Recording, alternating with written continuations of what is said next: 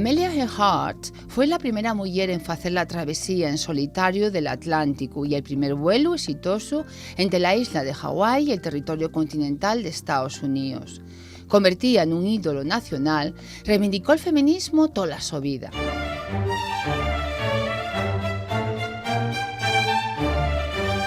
Nació en Kansas en 1897, nunha familia sin ninguna relación con la aviación, aunque el seu sueño foi volar, é decir, vagamundeando pel aire. Amelia tuvo marcada pola inestable vida laboral de un pa alcohólico, los viaxes, la inseguridad económica.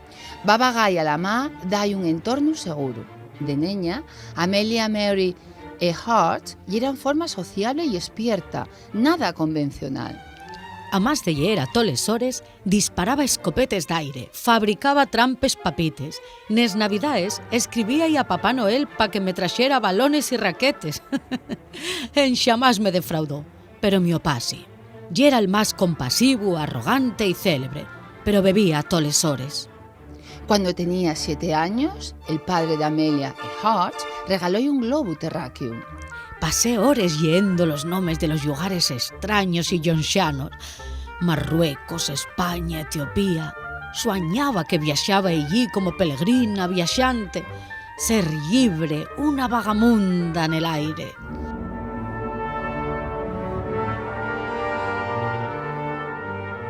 Amelia non estaba dispuesta a aceptar el papel que quería marcar por ser muller. Harvard y Columbia fueron el seu destino académico. En realidad, el verdadero destino estaba en el aire, y el trabajo como voluntaria en un hospital militar de Toronto, mentes la Primera Guerra Mundial, echóme un gavito. Qué prestoso el contacto con los pilotos, la grasa y el ruido, lo desconocido, la mecánica, un mundo nuevo para una mujer. Nos años 20, para pilotar nada más necesitabas mercar un avión y 5 horas de vuelo previo, más nada. En 1921, arrexunté toles perres y apuntéme a les clases de otra pionera, Netta Snook, la primer muller que tenía un negocio de aviación. Nel mundo había 15 mulleres con ese título.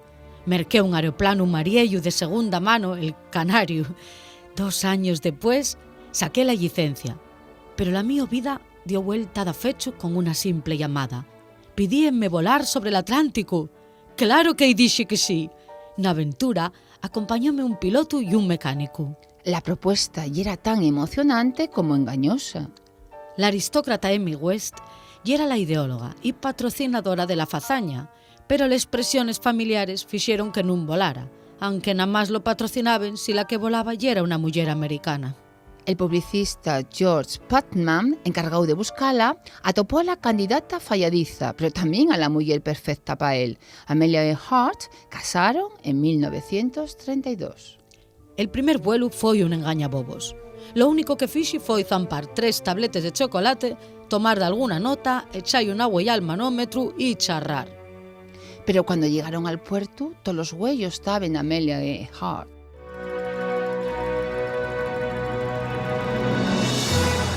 Pensaron que ya era una estrella de Hollywood, roxa, alta, curiosa, con traces de modelo.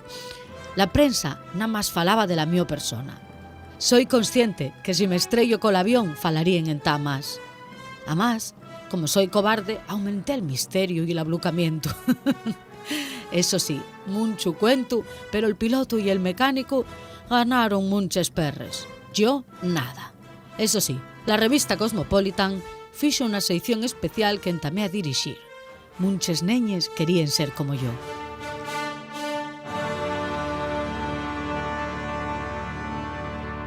Air Transport, una de las primeras líneas que ofertaron vuelos de pasajeros, contratóla para convencer a las mujeres para que adquirieren billetes de avión. Fíxilo. La pena yera que había poques mulleres fuera de los asientos del pasaje, ya que les mulleres malpenes ganaben perres con los aviones. Jamás a nadie gusta ver a una moza col mono grasiento. Pero esos pilancos non torgaron que otros munches pioneres desafiaren las convenciones en todo el mundo.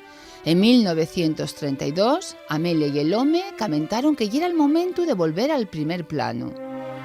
Despeguemos de Terranova y tras 13 horas de vuelo, una sucesión de problemas técnicos y una esviadura de la ruta, aterricemos ente un pastor ablucau.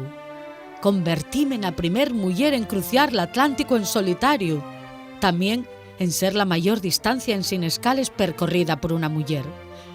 Ai, que prestoso foi! Tanto que toi preparándome pa dalle unha vuelta al globo pel Ecuador.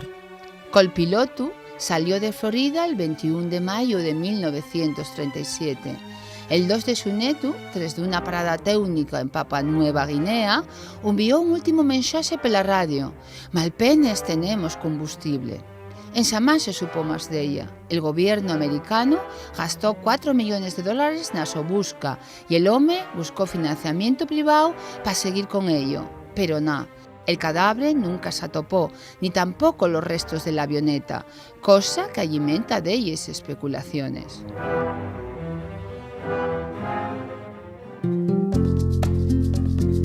Tenemos que nos acordar siempre de la reina del aire, Amelia Earhart, la primer mujer en volar per riba del Atlántico en solitario.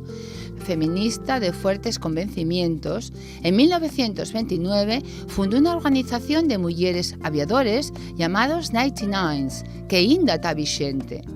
Foi capaz de bater marques de aviación y asitiase literalmente al mesmo altor que el home, recibiendo la medalla de oro del mesmo presidente Hoover.